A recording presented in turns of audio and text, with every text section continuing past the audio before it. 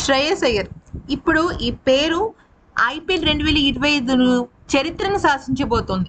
18 ఏళ్ల ఐపీఎల్ చరిత్రలో 3 వేర్వేరు జట్లను ఫైనల్ కు చేర్చిన తొలి కెప్టెన్ గా నిలిచాడు.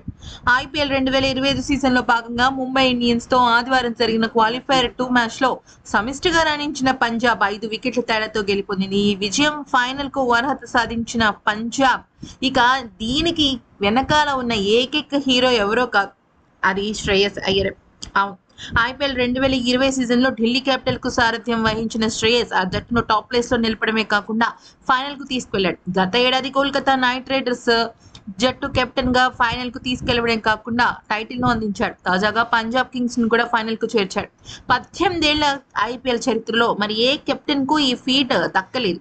అయితే ఇప్పుడు కనుక చూసినట్టయితే శ్రేయస్ అయ్యర్ సూపర్ కెప్టెన్సీతో 11 ఏళ్ల తర్వాత పంజాబ్ కింగ్స్ మళ్ళీ ప్లే ఆఫ్ చేరడమే కాకుండా ఇన్నేళ్ల తర్వాత మళ్ళీ ఫైనల్ కు అర్హత సాధించింది.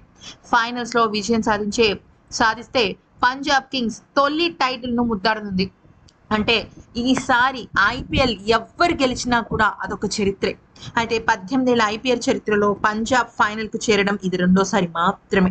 2014లో ఆ జట్టు ఫైనల్ కు చేరినా కూడా కేకేఆర్ చేతుల్లో ఓటమి పాలైంది. ఇక ఈ సీజన్ లో ఇంత అద్భుతమైన ఫలితం రాబట్టడానికి ప్రధానమైన కారణం శ్రేయస్ అయ్యర్.